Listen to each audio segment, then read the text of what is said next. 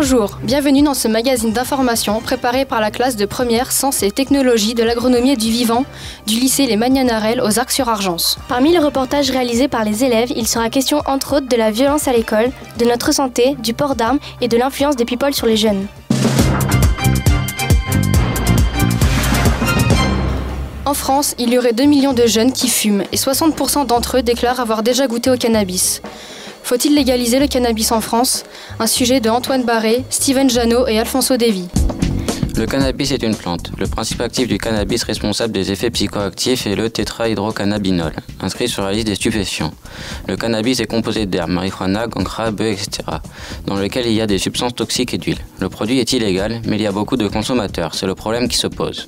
Les gouvernements ayant légalisé le cannabis révèlent que c'est une véritable mine d'or. Elle pourrait rapporter des centaines de millions d'euros d'après l'État du Colorado.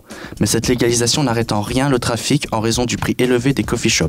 Aux Pays-Bas, des personnes vivant à proximité des coffee shops ont porté plainte de nombreuses fois pour dénoncer les nuisances. Ces lieux dégageraient une odeur désagréable. Au niveau politique, une grande majorité des partis de gauche français sont pour la dépénalisation du cannabis. En revanche, les partis centristes et de droite sont formellement contre cette dépénalisation. Tous les produits fumés, tabac, cannabis produisent des composants dangereux pour les voies respiratoires. Des études comparatives avec de la fumée de tabac et de cannabis montrent que certains produits cancérigènes sont plus nombreux dans le cannabis que dans le tabac. Le cannabis dilate les bronches et les alvéoles pulmonaires et permet à la fumée d'y pénétrer plus facilement et donc de provoquer des irritations de la gorge et des bronches. Grâce à des expérimentations animales, on a pu montrer que les substances contenues dans le cannabis peuvent être à l'origine de perturbations dans la production des hormones sexuelles hommes et femmes. En France, le cannabis n'est pas utilisé par la communauté médicale car leur efficacité thérapeutique est considérée comme moins importante que celle des médicaments existants. En revanche, dans d'autres pays, les vertus thérapeutiques du cannabis sont reconnues par les médecins et les patients. Antoine Barré, Steven Janot et Devi Alfonso pour l'atelier radio. Régulièrement, les avancées ont lieu dans la médecine. Quelles sont ces grandes avancées dans le monde? Un sujet de Amandine Guillouard et Camille Dauphin. Le 18 décembre dernier, le cœur karma artificiel avait été implanté chez un patient de 76 ans et qui est décédé ce 2 mars. Le cofondateur, Philippe Poletti, a annoncé lundi 17 mars qu'une prochaine implantation du cœur karma artificiel serait tentée. Je cite, probablement dans quelques semaines, mais il a aussi insisté sur le fait qu'aujourd'hui, nous ne savons pas quelle est la cause précise derrière l'échec de cette première implantation. Pour ce qui est du sida, une équipe de chercheurs britanniques a mis au point un traitement prometteur contre le sida. Leur objectif est d'éliminer les cellules porteuses du virus. En 2014, ce procédé sera testé sur 50 volontaires séropositifs. Si le test est concluant, il pourra donc permettre au fil du temps aux patients de vivre sans développer le sida. La médecine a de nouveaux objectifs, parmi lesquels il y a la radioembolisation, une technique innovante pour traiter le cancer du foie. Des billes de verre de la taille du micron sont injectées dans les artères nourricières du foie pour délivrer de grosses doses de radioactivité au sein de la tumeur. Les paralysés pourraient bientôt à nouveau bouger grâce au neurogel, une substance conçue pour être implantée dans la moelle épinière et qui permettrait de rétablir la connexion entre le cerveau et les membres inertes. Des chercheurs marseillais ont identifié un marqueur présent dans le sang, produit par les globules blancs, qui permettra de prédire un accident vasculaire cérébral et peut-être aussi d'évaluer le risque d'infarctus. Des moyens sont dédiés pour la recherche, elle est financée principalement sous 3 manières. Avec la subvention publique qui rapporte la somme de 1,982 millions d'euros, le mécénat avec des entreprises qui aident financièrement contre les compagnies d'assurance et les mutuelles, ainsi que l'appel aux dons des associations comme le Téléthon qui, en 2013, a recueilli près de 89 millions d'euros de promesses de dons en battant tous les records. Camille Dauphin, Amandine Guillouard pour l'atelier radio. Le trafic de cigarettes est de plus en plus présent en France. D'où viennent-elles et quels risques pour la santé? Un reportage de Théo Librerie. Les cigarettes de contrebande proviendraient de revendeurs illicites, opportunistes ou organisés. Dans le cas des premiers, leurs cigarettes sont simplement achetées à l'étranger par des touristes ou petits revendeurs. Ils profiteraient des tarifs avantageux des pays voisins. Elles contiennent sensiblement les mêmes composants que les cigarettes françaises. Selon une étude de Robert Schuman de l'Institut de criminologie de Paris, elles représentent environ 1,5 milliard de paquets par an. Toujours selon cette étude, les cigarettes contrefaites représenteraient environ 1 milliard de paquets par an. Elles proviendraient de plantations et d'ateliers clandestins chinois ou des pays de l'Est. Elles seraient beaucoup plus nocives. Le caractère clandestin de ces produits les préserve de tout contrôle sanitaire. Le tabac utilisé serait de mauvaise qualité, des produits chimiques addictifs seraient ajoutés. Enfin, divers produits de coupe, tous plus nocifs les uns que les autres. D'après le ministère de la Santé, les effets sur la santé des cigarettes illicites seraient plus néfastes que ceux des cigarettes légales. Selon l'université écossaise de Saint-Andrew, ces cigarettes contiendraient des taux de nicotine, métaux lourds, gaz toxiques et composants nocifs beaucoup plus élevés, jusqu'à 80 fois plus pour la nicotine. Toutes ces substances nocives seraient responsables de cancer, AVC, fatigue générale, malaise. La contrebande de cigarettes rapporte beaucoup au réseau et coûte peu cher. Aucun contrôle sanitaire, aucune taxe. L'État français met en œuvre de nouvelles mesures et restrictions pour saisir les cigarettes illégales. D'après Robert Schuman, le problème doit être géré à l'international. Les simples saisies aux douanes ou dans la rue ne permettent pas de démonter les réseaux et donc les trafics. Théo Librerie pour l'Atelier Radio.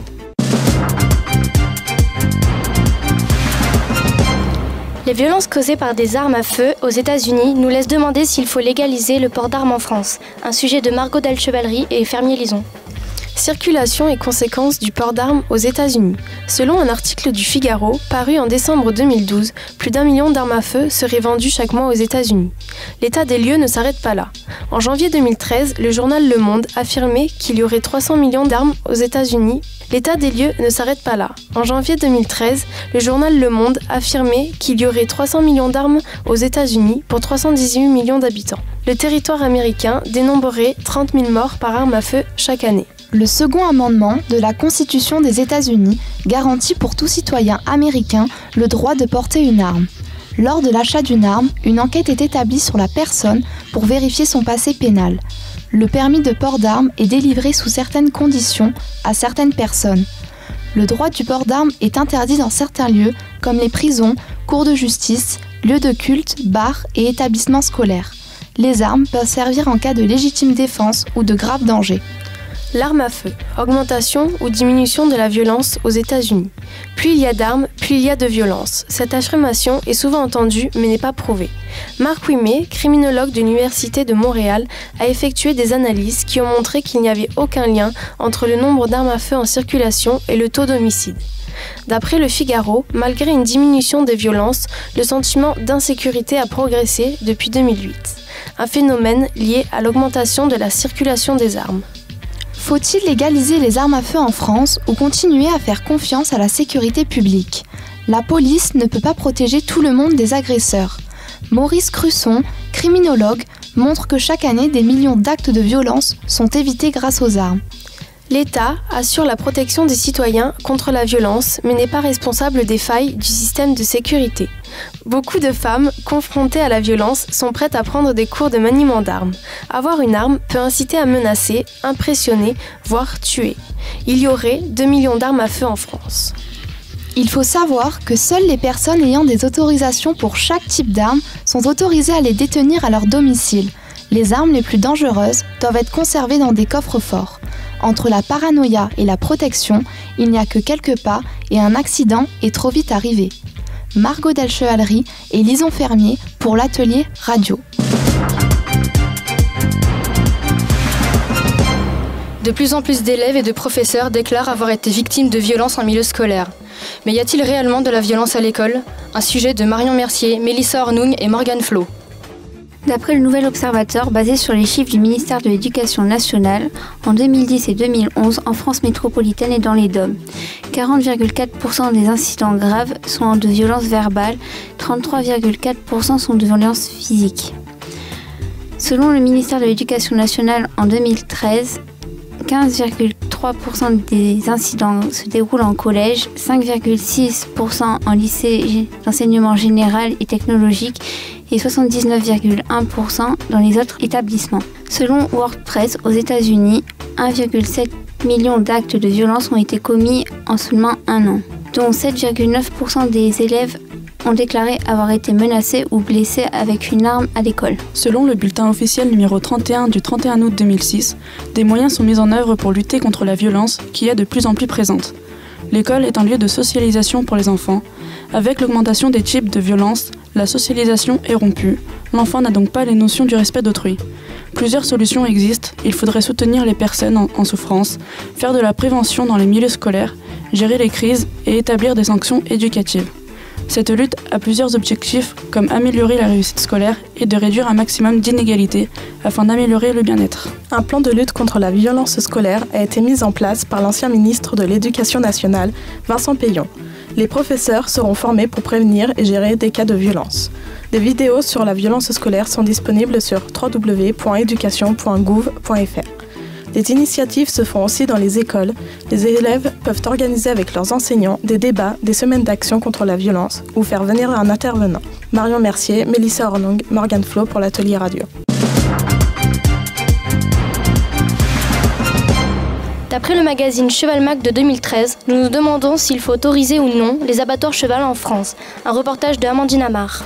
En janvier 2010, une loi a été proposée par des députés UMP afin de modifier le statut du cheval en celui d'animal de compagnie, ce qui induirait la fin de l'hypophagie en France, mais elle n'a pas été adoptée. D'après le monde.fr, le célèbre écuyer Bart Abbas s'est prononcé en faveur de l'hypophagie afin de sauvegarder la diversité menacée des races équines, notamment les chevaux de trait, c'est-à-dire les chevaux de labour, lançant la formule « Vous aimez le cheval, mangez-en ». D'après la fondation Brigitte Bardot, non, un cheval ça ne se mange pas, la SPA, la fondation 30 millions d'amis et l'association éthique du cheval à Lille condamnent cette pratique. La filière hypophagique est mise en difficulté tant par le changement du statut du cheval que par la réglementation stricte concernant sécurité alimentaire et bien-être animal. Les États-Unis prévoient d'ouvrir les abattoirs chevalins. Début avril 2014, au moment où est réalisé ce sujet, on attend la position du président américain Barack Obama. Il est probable qu'il propose au vote une loi visant de nouveau à interdire les inspections sanitaires et vétérinaires dans ces abattoirs chevalins pour des raisons budgétaires. Cette décision empêcherait leur ouverture. En 2006, le gouvernement américain avait pris l'initiative de ne plus financer les inspections sanitaires et vétérinaires des abattoirs chevalins. Les abattoirs chevalins sont des abattoirs spécialisés uniquement dans la viande de cheval. Les avantages de ces abattoirs chevalins sont de permettre aux éleveurs de ne pas tuer leurs compagnons eux-mêmes pour ne pas les voir souffrir. Par contre, les inconvénients sont les effets économiques pour les États-Unis, car le coût est élevé. Les abattoirs chevalins vendent leur viande sur le marché étranger, notamment en France. Depuis la création de l'interprofession de la viande chevaline en 2002, la consommation a augmenté de 0,5% en 2006 et de 3% en 2007. Cette viande est à nouveau autorisée en collectivité et les risques sanitaires sont désormais maîtrisés. Le Nord-Pas-de-Calais est la région française la plus hypophage avec l'Est et l'Île-de-France. D'après Amandine Amar pour l'Atelier Radio.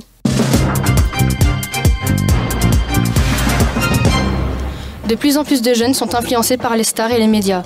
Mais quels en sont les impacts? Un reportage de Marie Delaurier et Marine Capel. C'est à l'adolescence que les jeunes sont les plus influencés par ce qui les entoure. À l'heure où la musique se consomme en masse grâce à Internet, les artistes deviennent des modèles. Le style vestimentaire d'une star médiatisée comme Lady Gaga ou les paroles d'une chanson peuvent changer le comportement d'un jeune. Mais cette influence peut être néfaste. La violence des textes ou des vidéos peut pousser les jeunes à déraper. Une soirée organisée avec entre 300 et 600 jeunes dans une maison inhabitée a malheureusement pris une tournure dramatique. Projet X est un film qui aspire le rêve de tous les ados. Une fête sans parents, des centaines d'invités, des filles sexy et aucune limite. Des jeunes ont tenté de réaliser ce rêve à Houston, en Floride. La fête a dégénéré lorsque des invités armés ont commencé à tirer.